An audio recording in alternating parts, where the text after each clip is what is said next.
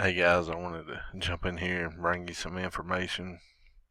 First of all, I'm going to start off with information I got from a very good source of mine.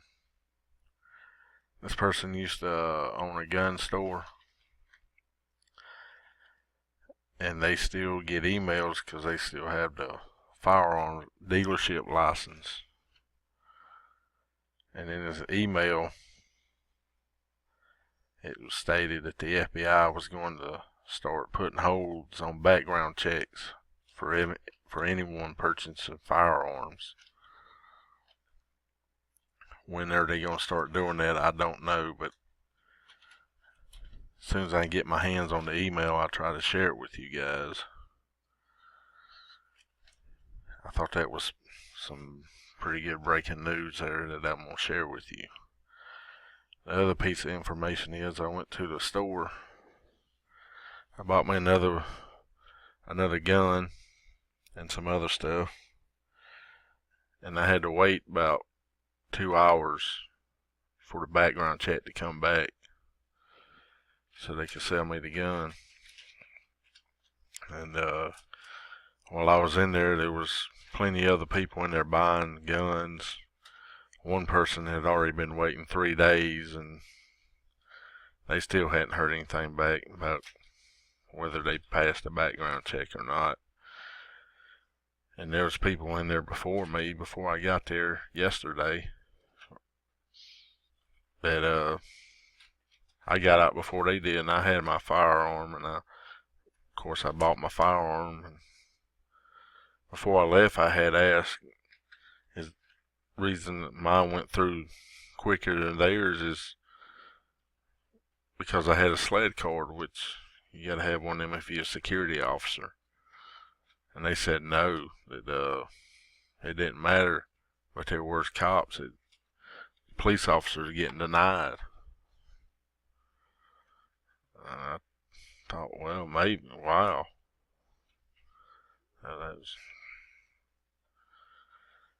And the other thing I wanted to say is another source of mine was telling me that militias are on standby and ready to go due to threats of violence on election night and the day after the election. Whether Trump gets in or Clinton gets in, if Trump gets in, it'd be protesters doing what they do best, setting stuff on fire, looting, attacking people. So they're on ready for standby. And on the other hand, if Clinton gets in, I'm not in any way, shape, or form insinuating violence, hinting at an armed revolution, so I don't know. If there is an armed revolution, then there is an armed revolution. My question is, are you ready for an armed revolution? That's all I'm saying. I'm not in any way, shape, or form insinuating, yes, we should go out and start shooting and taking the country back. I'm not insinuating that at all. Maybe all this can be done peacefully. But first things first, let's just pray that Trump gets in there, because he's probably our last chance at this to keep this country. I'd rather take my chances with Trump, because with Clinton, you know exactly what we're getting. With all the scandals and everything, especially this last batch of emails that come out with these satanic cults and the child molestation ring and all that good stuff that they do. All that good mojo satanic stuff.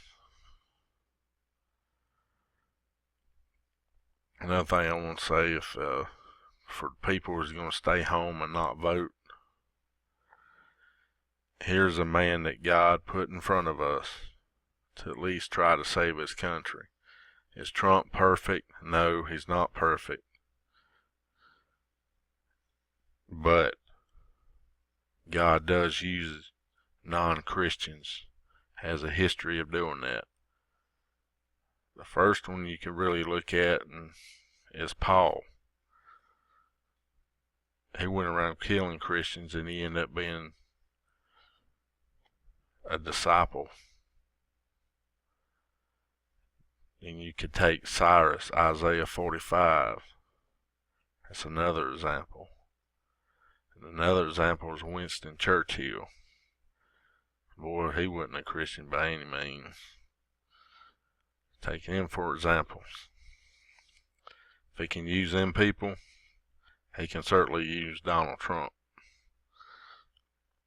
From what I have researched, a man surrounds himself by evangelical and Pentecostal preachers. So, I mean, I think he's got the right intentions in mind here. So, for those of you that say they're not going to vote because they don't like neither one of the candidates, again, I'm going to say God put a candidate in front of you to try to save his country. And by not voting, is voting for Clinton.